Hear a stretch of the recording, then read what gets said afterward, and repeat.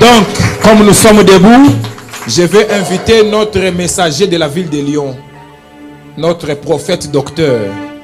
Yes, c'est lui qui nous enseigne l'ésotérisme. Si à une période vous m'énervez beaucoup, je mets les vidéos du docteur Dejia. Il parle des autres choses qui n'ont rien à voir avec notre morale que nous prêchons. Je l'écoute, ça m'énerve. Ça active le cerveau. Je dis, cerveau, reviens. Yes. Donc, j'aimerais que quand on l'invite, que nous fassions cet exercice-là. Lève la main droite, tu vas appeler ton cerveau. Ça, c'est sa parole à lui. Lève la main droite. Lève la main droite, dis, cerveau, reviens. Bon, ton voisin, le cerveau est loin. Donc, on va refaire pour ton voisin. Moi, si je dis cerveau, toi, tu appelles. Cerveau, reviens. Ah, la dernière fois. Moi, je dirais cerveau, toi, tu diras reviens. Cerveau, cerveau, cerveau. Gloire au Seigneur, j'invite le docteur Dejia. Vraiment le Seigneur, s'il te plaît. Révérend, on 10 minutes, ça va bien. Tu es chez toi, mon cher prophète. Please. Shalom, shalom. Vous allez bien? Ok, prenez place. J'ai 10 minutes maximum. Et le décompte a déjà commencé. Et je suis ici pourquoi? Parce que je vous ai dit la dernière fois que j'ai pris le micro que j'ai une série de visions concernant Oracle. Et la dernière que j'ai eue, je l'ai eue là dans la semaine, et il m'a dit, écoute, ce serait bien que tu viennes à l'église pour en parler. Bien. Bon, écoutez-moi bien maintenant. Quand vous lisez votre Bible, vous allez voir qu'à un moment donné, il y avait un homme qui labourait sa terre. Et il a labouré la terre, il était arrivé jusqu'à la 12e paire de bœufs. Et là, Élie est arrivé et a jeté le manteau sur lui. En lui disant, comprends ce que je viens de te faire et suis-moi. Là, nous sommes dans 1 Roi 19, à partir du verset 19. Et puis, je vous donne un second verset. C'est dans Matthieu 17. Dans Matthieu 17, on nous dira 6 jours après, tout ça, Jésus avec ses disciples est monté sur une montagne, avec 3 disciples. Et à cet endroit, il va se passer quelque chose. Au verset 3, on nous dit que Moïse et Élie apparurent. Vous voyez, votre église, là, entre dans une nouvelle phase. Votre église entre dans une nouvelle saison. J'explique. Attendez. C'est bien de dire amen, mais après il faudra assumer. Pourquoi? Parce que lui entre dans une nouvelle saison. Ok? J'ai vu dans une grande salle une présence angélique supérieure qui est arrivée ici. Ok? Et qui est venue le choisir. Ok? Pourquoi? Pour l'entraîner dans une nouvelle dimension de sa vie. C'est la raison pour laquelle vous avez ces deux grands hommes ici. Ok? Vous avez l'ange de l'Est qui est là. L'homme de Kindu. Vous avez l'ange de l'Ouest. L'homme de Kinshasa. Et qui aujourd'hui vit aux États-Unis. Ces deux hommes sont là comme Moïse et Élie.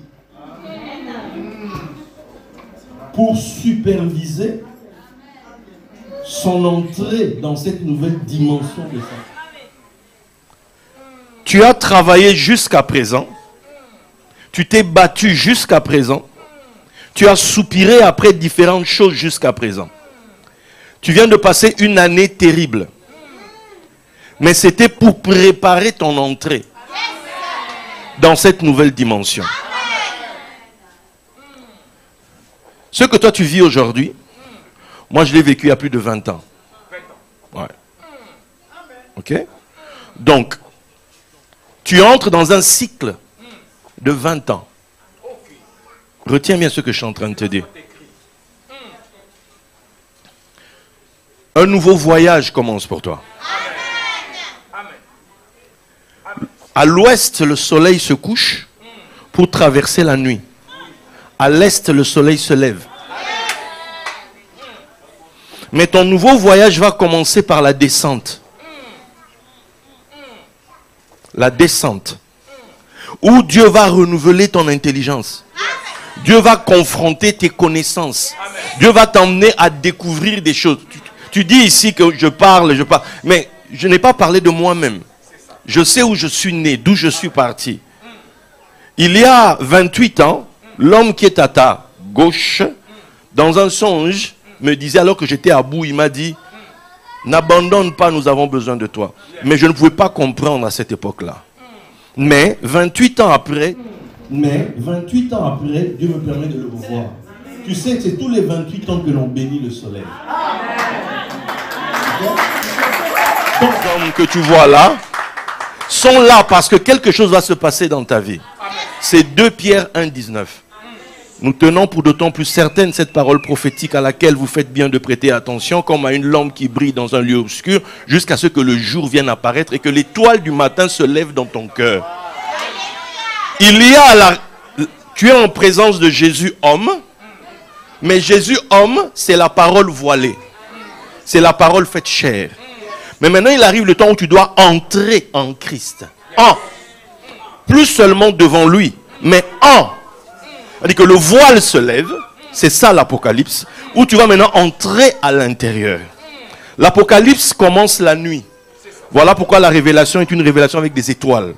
Mais l'Apocalypse se termine avec le soleil qui se lève. C'est ton voyage qui va commencer. Mais l'ange qui était là a exigé quelque chose. Une offrande d'or. Offrande d'or. C'est le mot que j'ai entendu. Parce qu'on a dit la famille Kamba a été choisie. D'où vous vous êtes levé, toi et ton épouse. J'ai vu ta femme ôter un collier en or et déposer. Ok? Parce que maman, ça ne va pas être facile. Ça ne va pas être facile. Je te le répète, ça ne va pas être facile. Mais, il aura besoin de toi. Pour que tu sois un appui. Il y a eu des tas de femmes qui ont tourné autour de lui. Mais c'est toi qui as été choisi. Pour une raison précise. Il y a en toi quelque chose qui va le supporter. Qui va le porter. Pour qu'il arrive au bout du chemin. Est-ce que tu m'entends? Est-ce que tu m'entends? L'offrande d'or. Vous qui êtes là aujourd'hui, vous êtes censé former son équipe, sa team. Pourquoi pas? Il devra, ouais, comme des entités comme ça sont ici, elles ne peuvent pas partir les mains vides, même si elles ont déjà tout. Quelqu'un qui a 1200 églises, etc., il ne va pas venir là, non. Mais il est ici en mission. Et vous avez la responsabilité de mettre dans la main. De quoi gérer les entités qu'il va rencontrer. Sur ma route, j'ai rencontré des anges de Dieu. J'ai rencontré des étoiles divines. Et face à chacune d'elles, tu dois pratiquer la justice. Tu dois pratiquer l'échange divin. Il n'y a rien à faire, c'est comme ça. Pour qu'ils te laissent quelque chose. Parce que eux sont dans leur cycle. Mais toi, tu es dans le tien. Et c'est un nouveau cycle qui commence. Vous êtes son équipe. Vous êtes sa team. Est-ce que vous m'entendez? Vous voyez la dame qui me prend des photos. Elle est avec moi depuis 2000, on sait 2006 par là-bas. 2005, 2006. Après, elle s'est vraiment posée 2010. Et elle représente toutes les autres personnes de mon équipe. Il y a des gens qui étaient là depuis l'époque. D'autres ont craqué en cours de route. Tellement c'est lourd. Ont abandonné. Tellement c'est lourd. Ont abandonné, etc. Mais d'autres continuent de persévérer. On m'a appelé tout à l'heure roi de l'hospitalité. De moi-même, sincèrement. Je ne travaille plus depuis 23, 24 ans. Je conduisais les bus TCL. Mais c'est mon équipe qui a fait en sorte que quand je rencontre des grands, quand je dois rencontrer des personnes qui sont importantes sur le chemin, que je puisse les honorer. C'est votre travail. Quand le Seigneur appelle quelqu'un, il met une équipe pour l'assister de leur bien. Ce n'est pas vous qui allez faire le travail qu'il fait. Quand il vous dira, j'ai besoin, ne pose pas de questions, viens. Qui m'a entendu? Parce que le jour où il va arriver au bout, vous allez régner avec lui. Je pense que mes 10 minutes sont écoulées. C'est ce que je voulais vous dire. Vous voyez, de Kindu à Kinshasa, en passant par Kamba, quelque chose se retrouve là, c'est le Ka. Le Ka en hébreu, c'est le Kaf. Et le Kaf, c'est la lettre qui symbolise le soleil. Tu entres dans une dynamique solaire. Le soleil qui doit se lever en toi, c'est ça le mystère de Christ. Voilà pourquoi les deux là sont là. Moïse, c'est le soleil qui descend. Élie, c'est le soleil qui s'élève. Et le mystère de Christ, c'est que ça doit paraître en toi. Les choses que tu as vécues jusqu'à présent, c'est rien comparé à ce qui vient. À ce qui vient. Les leaders d'Israël ont été convoqués pour aller explorer le pays de la promesse. Nous avons été sauvés, on est sortis d'Égypte, mais le pays là, on ne le connaît pas encore. Et il faut aller le découvrir pour donner au peuple un héritage certain. L'offrande d'or. Est-ce que vous avez entendu? Parce que moi j'ai fini. Mon cycle là, moi je l'ai terminé. Papa, le flambeau chez toi maintenant. Moula.